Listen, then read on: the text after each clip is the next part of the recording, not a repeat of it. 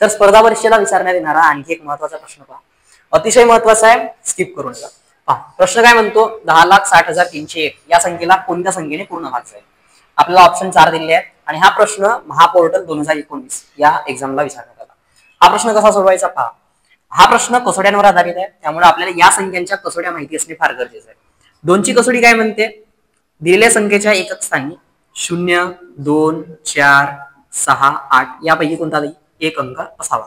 त्यानंतर 9ची कसोटी काय म्हणते, दिलेल्या संख्येतील अंकांची बेरीज, दिलेल्या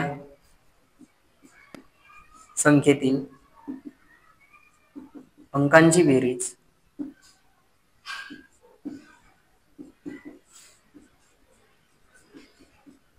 9च्या पटीत असावी. 9च्या पटीत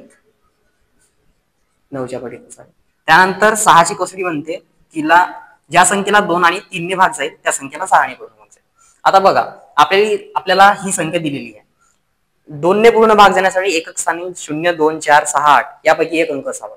या संख्येमध्ये नाही, त्यामुळे 2 ने या संख्येला पूर्ण